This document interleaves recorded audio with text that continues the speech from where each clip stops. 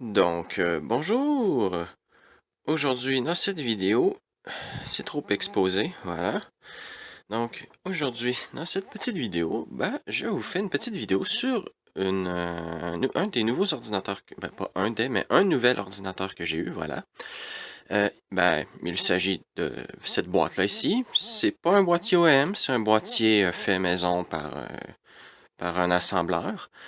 Comme vous pouvez voir, c'est pas un très très joli boîtier. En plus de pas être très joli, il est jauni. Non, mais j'ai pas envie de le déjaunir parce que c'est pas un joli boîtier. Et en plus, il manque la plaque ici à l'avant pour cacher les ports USB. Donc, il est pas en très bon état non plus. Donc, je sais même pas si je vais le garder. Mais bon, j'ai beaucoup trop d'ordinateurs en ce moment qui sont en attente d'un boîtier. Donc, je vais pas me débarrasser de ce boîtier-là tout de suite. Mais ça va être dans mes projets de mettre ça dans un autre boîtier. Donc, à l'avant, on a ici, je suppose qu'il y avait 4, mais là, il en reste que 3. Ouverture pour lecteur CD-ROM. Voilà. Et tout en bas, on a le lecteur CD-ROM. Donc, je vais vous expliquer pourquoi le lecteur CD-ROM était tout en bas au début. Et toujours tout en bas. Je ne l'ai pas monté parce que je vois pas l'utilité, en fait. Et, pardonnez-moi. Et ici, on a le lecteur de disquette avec la façade fait pour à l'avant. C'est pas très bien fait comme façade. C'est trop épais, donc la disquette sort pas très bien. Donc, il faut essayer de la gripper du mieux qu'on peut pour la sortir la plupart du temps. Donc, c'est pour ça que c'est pas très bien. On dirait qu'il y a un truc ici qui s'enlève, mais je vais pas m'y attarder. On peut voir ici qu'il est inscrit C550, donc c'est peut-être le modèle du boîtier, je ne saurais pas dire. On a un gros bouton d'allumage pour démarrer l'ordinateur, un gros bouton reset, et en bas, on a les ports de façade, donc 2 ports USB ainsi que des prises jack, mais elles ne servent à rien, je vais vous expliquer après. Donc, je vais mettre ça sur pause et je vais changer l'ordinateur d'orientation. Nous voici donc à l'arrière du boîtier. On a ici le bloc d'alimentation avec je l'ai nettoyé, mais je n'ai pas nettoyé le ventilateur, c'est pour ça qu'il a l'air encore sale, mais j'ai nettoyé l'intérieur. Ici, on a un petit problème. Vous pouvez voir que le sélecteur de tension est dans le vide. Donc, il va falloir que je me trouve des vis. En fait, je vais peut-être faire ça après avoir filmé cette partie de la vidéo. Donc, il va falloir que je trouve des vis. On a la plaque des entrées-sorties. Donc, on a le classique PS2, un port série, un port VGA intégré, un port parallèle, 4 ports USB, je crois que c'est de l'USB 2.0, un port Ethernet et une carte son intégrée. À savoir que le VGA intégré est désactivé parce que j'ai mis une carte vidéo. À la base, quand j'ai eu l'ordinateur, il n'y avait pas de carte vidéo, mais ça, je vais y revenir quand on sera à l'intérieur du boîtier. Et j'ai rajouté un modem parce que, oui, voilà, maintenant, comme vous savez, je m'amuse avec les modems. Donc, il faut bien qu'il y ait un petit modem dans ce boîtier-là pour que je puisse m'amuser avec des modems. Donc, voilà, c'est tout pour l'arrière. Donc, je vais essayer de trouver des vis pour réparer ça ici et je reprends. Bien. Donc, voilà, comme vous pouvez voir, l'arrière, j'ai maintenant mis 2 vis pour mettre le sélecteur de tension. Voilà. Et aussi, j'ai oublié de préciser, mais le boîtier a des thumb screws pour maintenir les couvercles. Donc, malheureusement, il en manque une pour le couvercle ici pour accéder au boîtier. Et hop. Et voilà.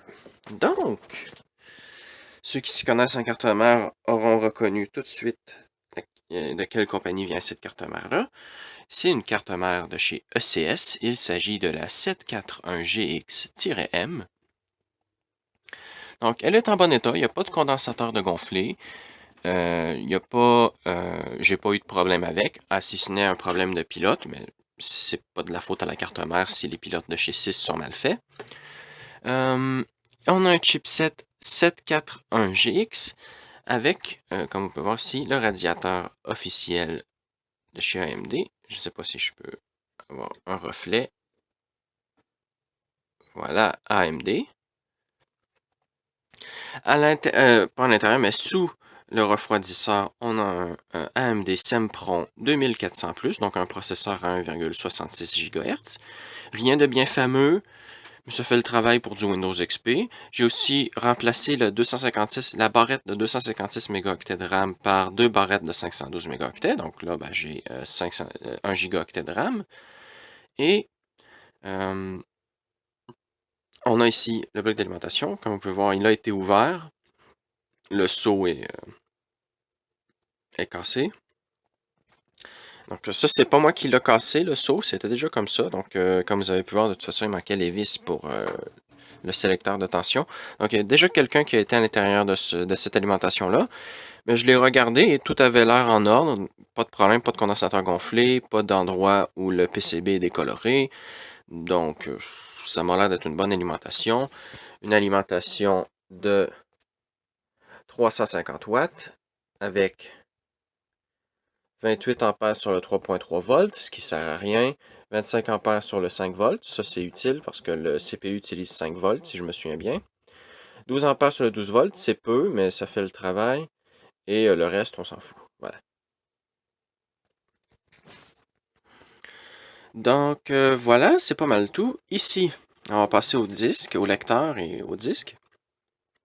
Donc on a deux ports I2, bien entendu, en ATA, en UDMA 133.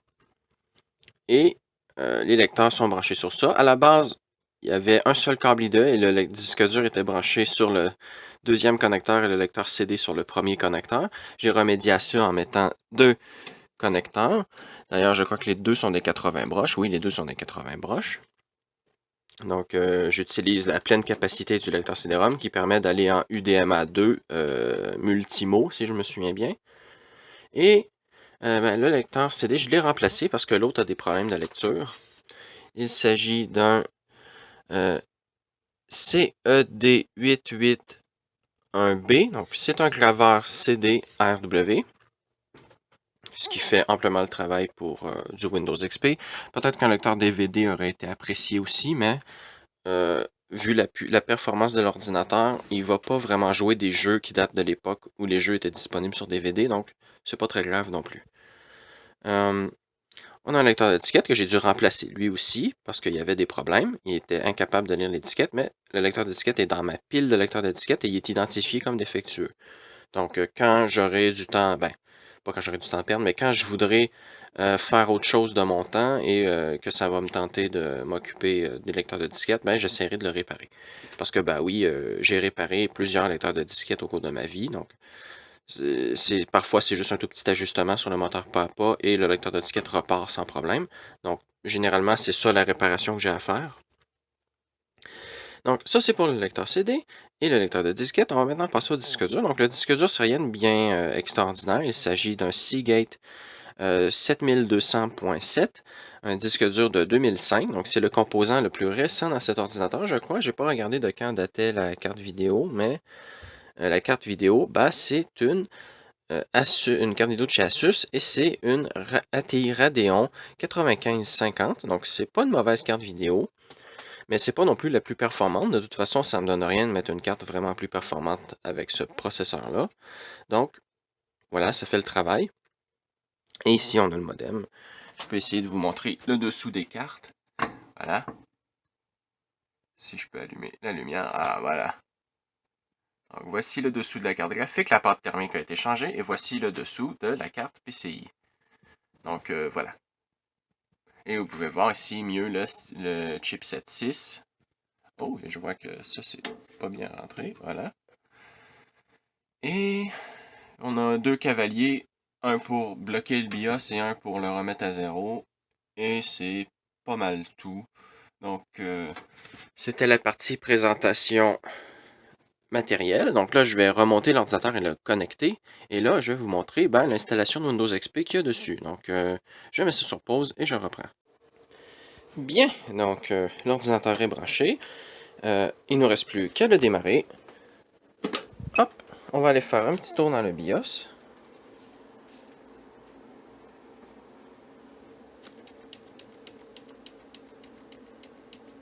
Et voilà. Donc, j'ai pas grand chose à vous montrer. Vous savez comment c'est les BIOS, ces BIOS Phoenix là. Donc, je vais juste vous montrer qu'on a accès à la tension du processeur et de la mémoire, ainsi que sa température. Donc là, il est à 25 degrés en ce moment. Et on peut modifier la fréquence du FSB ainsi que le ratio de la RAM. Donc là, comme vous pouvez voir, la RAM va à 200 MHz, tandis que le FSB de l'ordinateur est à 166 MHz. J'ai juste à changer le FSB, je peux faire aller le processeur. J'ai fait aller le processeur jusqu'à 2 GHz. Je crois que j'avais des problèmes avec la RAM, mais peut-être que je ferai une vidéo de surcadençage de ce processeur-là. Donc voilà. Et c'était pas mal tout ce que je voulais vous montrer pour le BIOS. Donc on va démarrer.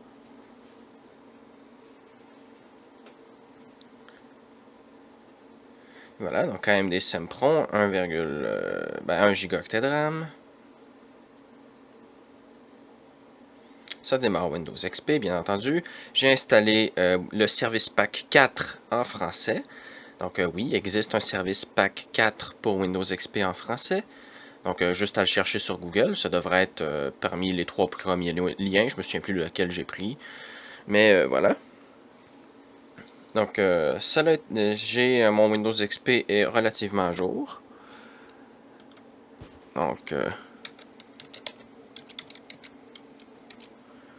voilà.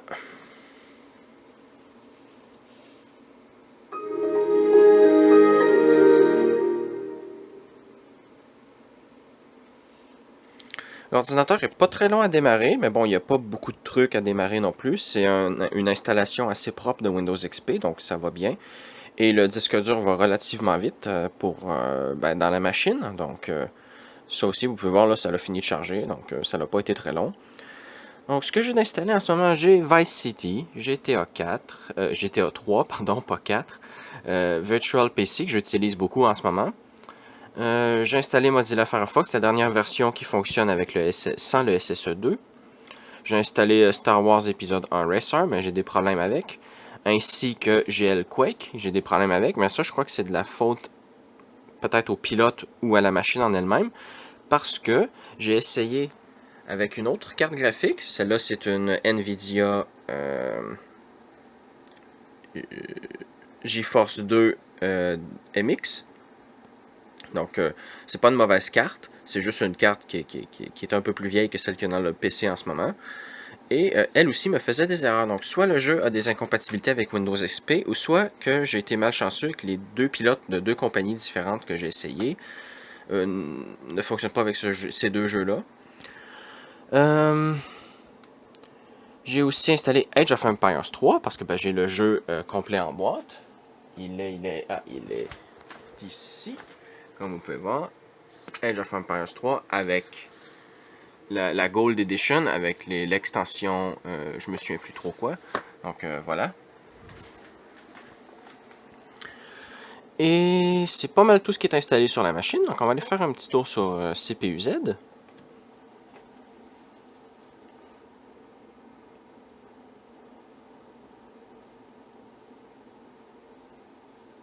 Ça devrait pas être très très long. Voilà. Et voilà, un beau petit AMD Sempron à 1,5 volts. Avec le SSE sans le SSE 2, donc c'est un peu ennuyant, mais il faut faire avec les limitations qu'on a. La mémoire, il détecte que c'est un chipset 6741, comme je vous avais dit. La GP est en 8X. Le chipset, c'est du 741GX. Le Southbridge est d'un 964. Et c'est pas mal tout. Il n'est pas précisé, mais la carte mère vient de chez ECS, comme j'ai dit tout à l'heure. Et c'est pas mal tout. Donc, la mémoire, on peut voir aussi rien de bien fabuleux. Le SPD, donc les informations de la mémoire, comme vous pouvez voir, elle supporte le GDEC à 200 MHz, donc pas de problème avec ça. La carte graphique, Radeon 9550. Donc voilà, il n'y a pas beaucoup d'informations. Ça nous dit que ça vient de chez Asus Tech. J'ai pas envie de faire fonctionner le benchmark parce qu'il est un peu long sur cette machine-là. Donc on va pas le faire. On va aller dans le poste de travail. Je vais aller dans la clé USB parce que j'ai un petit logiciel que vous connaissez tous qui s'appelle Crystal Disk Mark. Et on va faire un petit test. Donc, je vais mettre ça sur pause. Je vais laisser les tests se faire et je reprends. Bien, donc nous voici au résultat final. Donc, 50 mégaoctets par seconde pour le disque dur, ce qui est normal pour l'époque. Rien de fantastique, mais vu que ça reste quand même assez rapide, Windows XP se charge quand même rapidement, comme vous avez vu. Donc, voilà. Donc, ça, c'est bien. J'ai aussi un autre petit logiciel qui est Crystal Disk Info. D'ailleurs, ce sont les 2 dernières versions des logiciels. Ils supportent toujours Windows XP, on dirait. Donc, ça, c'est bien. Là, on devrait avoir la petite musique ennuyante. Ah non, ok. Donc, c'est pas la version avec la musique ennuyante. On peut voir que le disque dur a 41 000 heures de fonctionnement, donc 4 ans et 254 jours. Donc, voilà, ça fait quand même beaucoup d'heures pour un disque dur, mais aucun problème. On a un seul secteur défectueux, comme vous pouvez voir ici. Donc, le programme me dit que le disque dur est bon parce que je lui ai dit qu'il faut avoir 2 secteurs réalloués pour me dire qu'il y a un problème. Parce que j'ai eu le disque dur avec un secteur réalloué. Donc là, je l'ai remis à 0 pour savoir s'il allait avoir un autre secteur qui allait être réalloué. Et je l'ai fait tourner peut-être une quarantaine d'heures depuis que j'ai la machine. Et il n'y a pas eu de secteur défectueux. Donc, ça a l'air d'être stable. Et on peut aller faire un petit tour dans le gestionnaire de périphériques. Comme ça, vous pourrez voir certains trucs qui sont installés. Vous pouvez voir ici, j'ai la manette Xbox 360 de brancher. On peut toujours trouver les pilotes en français pour installer une manette de Xbox 360. D'ailleurs, cette manette-là m'avait été donnée parce que le câble avait brisé ici. Donc, voilà, j'ai juste coupé le câble, repassé le câble par le bout de caoutchouc ici. Et ça fait plusieurs années que j'ai la manette et elle fonctionne toujours, comme vous pouvez voir. Donc, c'est ce qui arrive quand on fait attention à son matériel. J'ai un port COM et un port parallèle, comme vous avez vu.